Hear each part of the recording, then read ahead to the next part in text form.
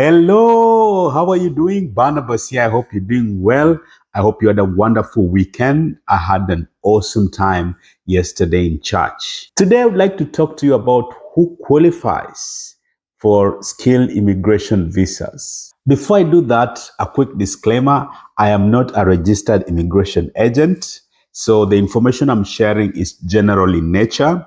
If you want specific help with an issue, please contact immigration agent. Also, please note that I'm not a recruitment agent, so I cannot help you find a job. Now, with that done, let's jump straight into it. I'd like to ask you to pay close attention because some of the questions that you ask in the inbox will be answered in this video. Now, who qualifies for skilled immigration visa? You might have realized by now, if you're watching my videos, that immigration process is costly. And so it's needless to start spending money on something that you know you do not meet all the requirements. For you to qualify for skilled immigration visas, you need to meet all of these 5 requirements. Number 1, you need to be between 18 to 45 years old. Number 2, you need to have a good English language ability. Number 3, you need to have an academic qualification that is equivalent to Australian standards. Number 4, you need to have a recent, relevant, skilled work experience. And then lastly, your skill must be in the skilled occupation list. Now, let me go a bit into details. Now, for age, if you're outside that bracket between 18 to 45, whether you have academic qualification or work experience, you will not qualify. For English language ability, you will be required to sit English test and attain a certain score.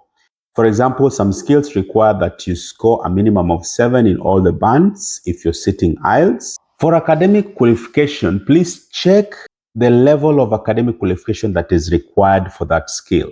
For example, if they require a degree, you will not qualify if you present a diploma or a certificate. For your academic qualification to meet Australian standards, they check 3 things. Number 1, the depth of coverage.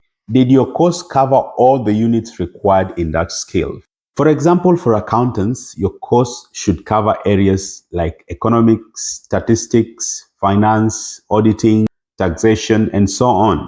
The second thing that they check is the duration of the study. So you do not want to present a course that you did for 1 year for a skill that requires more than 4 years to get. The last thing they check is how old is your qualification. If your qualification was attained 20 years ago and you haven't upgraded, it's probably not going to be accepted. Number 4, you must have recent, relevant, skilled work experience. I will explain those 3 aspects. In my experience, a recent work experience is not more than 10 years old. Secondly, it must be relevant. You cannot present a work experience that is not in line with what you have studied. If I graduated as a teacher and went to work in the office to do administration stuff and so on, I cannot present that work experience as relevant if I've nominated teaching as a skill that is bringing me to Australia. And then your work experience must be skilled. Now, I know this will come as a surprise to many, but you cannot present work experience that you had before your graduation. So all the work experience that you will present for skill immigration purposes must be after your graduation. Now, the last requirement is that your skill must be in the skill occupation list. If you don't know what that means, then please go watch some of my videos. I've explained that. Now, before I finish this video, let me now speak to different categories of people and how you can qualify. Number 1, if you're freshly graduated from high school, you cannot come as a skilled worker. The best visa for you is to come as a student. Number 2, if you're a graduate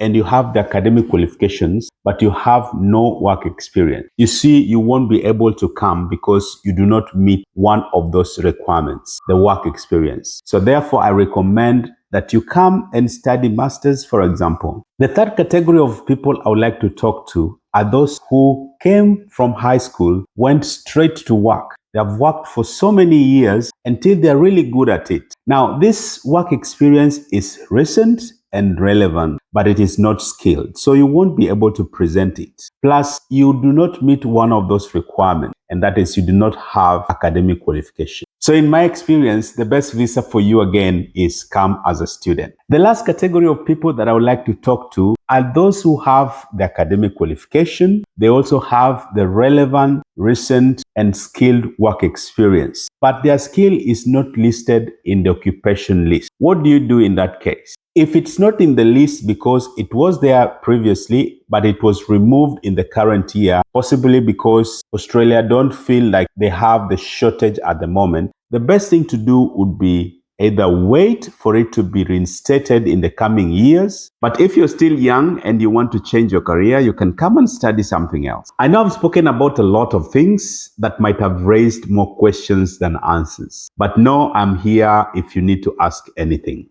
If you love my content, please like them, share my videos, subscribe to my YouTube channel, and follow me on TikTok. Till next time, my name is Barnabas, the son of encouragement. Bye-bye and God bless you.